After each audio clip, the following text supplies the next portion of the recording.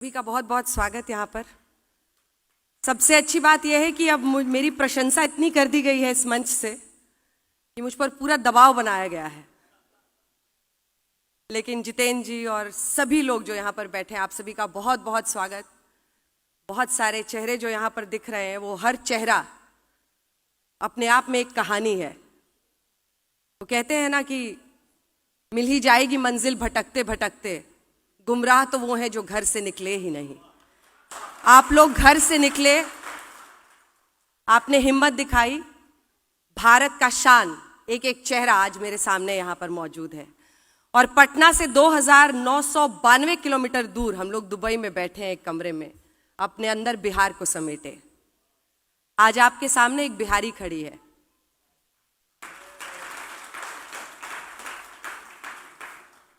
और एक अलग ही गर्व की अनुभूति होती है इस बात पर। एक और शेर इस पर याद आ गया कि उस शख्स को कोई गिरा नहीं सकता जिसने चलना ही ठोकरों से सीखा। हम लोग बिहार में शुरुआती जिंदगी में शायद इतनी मुश्किलों का सामना कर लेते हैं कि पत्थर से फौलादी होकर सड़क पर निकलते हैं कि जो भी होगा उससे कम ही होगा, फिर रास्ता खुद ही आसान हो जाता है। आरव है, कहाँ है आरव? हाँ, यहाँ बैठे हैं आरव। आरव कुछ देर पहले मुझसे मिले थे और आरव ने मुझसे पूछा, ma'am how was your journey, how did you begin your journey? It's all right, आप बैठिए। आपको मैंने कहा था ना, मैं आपको अपनी जर्नी यहाँ से बताऊंगी, स्टेज से। बिहार से निकलकर दुबई पहुंचना तो अलग बात है, हम लोगों के लिए दिल्ली पहुंचकर कुछ करना ही बहुत बड़ा सपना था। और मैं अकेली निकली थी। मुझे आज भी वो सर्द सुबह याद है जब नीलांचल एक्सप्रेस से मैं राजधानी के दिल्ली रेलवे स्टेशन पर अकेली उतरी थी। संघर्ष जीवन का हिस्सा बनता चला जाता है जब आप बिहार से निकलते हैं, क्योंकि आपके सपने बहुत बड़े होते हैं।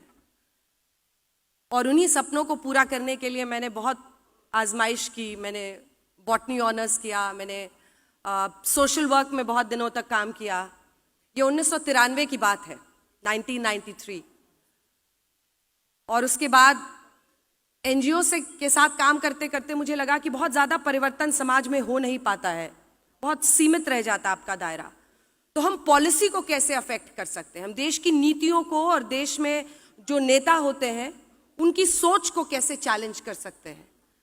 तब मेरा जो रुझान है वो पत्रकारिता की तरफ बढ़ा और फिर बाकी की कहानी है। लगभग 20 से ज़्यादा वर्ष अब हो चुके हैं पत्रकारिता में और आज यहाँ पर मौजूद हूँ मैं आपके सामने। तो कुछ तो मैंने हासिल कर ही लिया होगा जीवन में, हालांकि मुझे आज भी लगता है कि बहुत कुछ करना बाकी है और अभी शुरुआत ही है। लेकिन बात बिहार की हो रही थी। बिहार हमारे लिए क्या है? बिहार हमारे लिए माँ है, अबीर है होली का, दिया है दिवाली का, छठ पूजा में गंगा घाट है, मिथिला की मिठास है, वैशाली का वैभव है, भोजपुरी का अलग मजा है, राजेंद्र प्रसाद की धरती है, गौतम बुद्ध की भूमि है, जेपी का आंदोलन है। लेकिन आज बिहार कहाँ खड़ा है? ये सवाल हम सबके मन को कचोटता है कि हम बाहर आकर तो इतना चमक लेते हैं, अपनी जगह बना लेते हैं, हर क्षेत्र में हम सर्वोच्चता तक पहुंच जाते हैं, लेकिन उस बिहार में क्या रह जाता है पीछे? आखिर क्यों वो राज्य आज भी, जैसा मनीष जी ने बताया कि चाहे पर कैपिटा इनकम हो या बहुत सारे अन्य मुद्दे हैं, उसमें वो बिहार पीछे क्यों छूट जाता है? तो शायद आप लोग इसीलिए इकट्ठा हुए हैं कि कुछ योगदान आपका हो। मैं भी उसमें योगदान करने को तैयार हूँ। और बिहारी तो वैसे ही अपने आप में बिंदास होता है, लाजवाब होता है, मददगार भी बहुत होता है। अच्छा, 7 घर दूर भी किसी के घर में परेशानी हो तो पहुंच जाएगा मदद करने के लिए। 4 लोग पहुंच जाएंगे और बोलेंगे नहीं हम मदद करेंगे आपकी, बताइए क्या दिक्कत है, हम सुलझाते हैं। तो हम लोगों का एक अलग तरीका है जीने का, हमेशा लोगों को साथ लेकर चलने का। और इसीलिए कहते हैं कि हम हवाओं का रुख बदल रहे हैं, आए दुनिया हमारे साथ चले।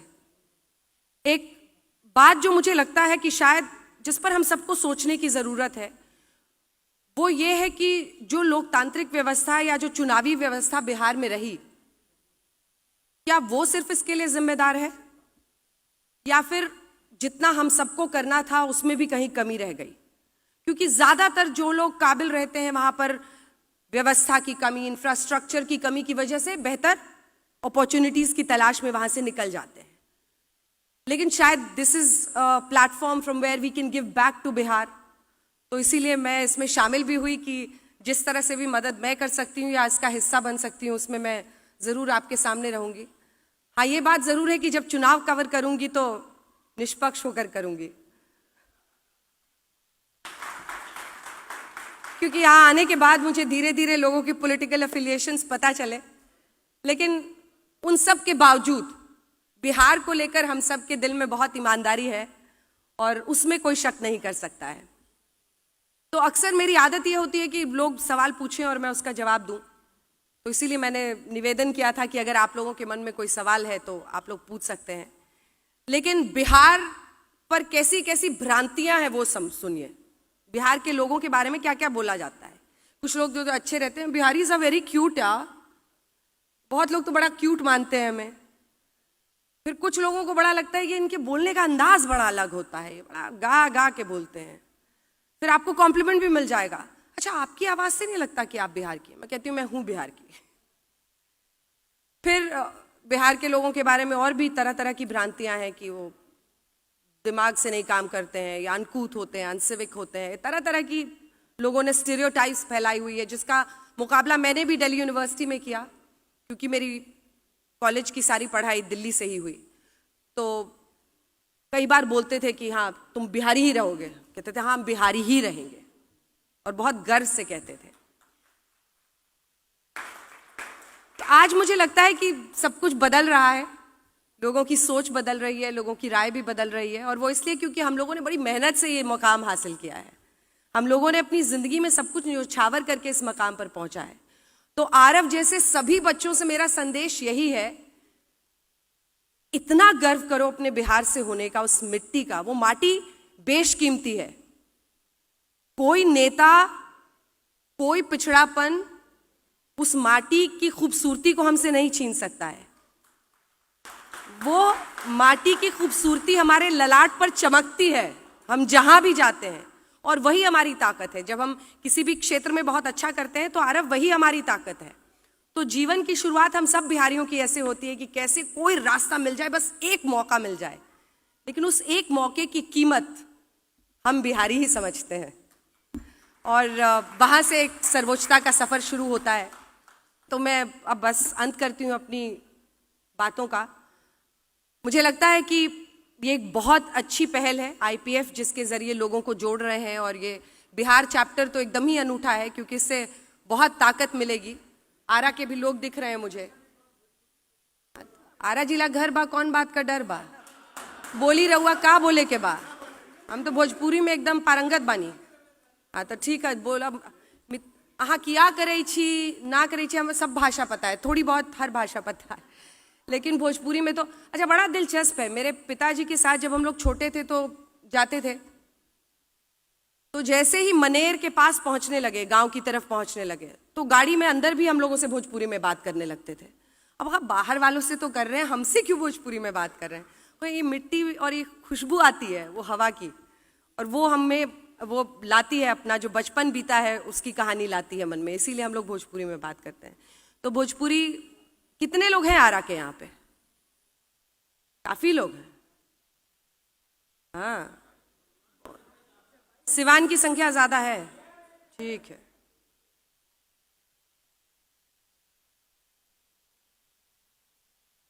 आजकल चंपारण मीट खूब बन रहा है, दिल्ली में भी मिल रहा है। लेकिन जहां भी जाइए खूब ऐसा उदाहरण बनिए कि लोग बिहार का नाम, वैसे भी आप सब लोग इतना गौरवशाली बना ही रहे हैं। और मैंने भी इस प्रोफेशन को इसी तरह से ट्रीट किया। मतलब इस प्रोफेशन में मैं आई तो ये मेरा बिहार बन गया और मैं इसकी पटना बन गई। उसी में दिल समा गया है और अब उसी में आगे बढ़ रही हूँ। तो मुझे लगता है कि जहाँ भी हर क्षेत्र में आप लोग हैं, यूं ही चमकते रहिए। और मेरी शुभकामनाएं इस पूरे फोरम के साथ कि आप लोग ऐसे ही नाम रोशन करें, और कुछ बिहार में ऐसा हो कि हम शायद एक दिन ये बोलें कि पर कैपिटा इनकम हो, डेवलपमेंट हो, उस पूरे इंडेक्स में बिहार लीड करे भारत को, जैसा एक वक्त पर हम शिक्षा के क्षेत्र में करते थे। बहुत धन्यवाद आप सभी का।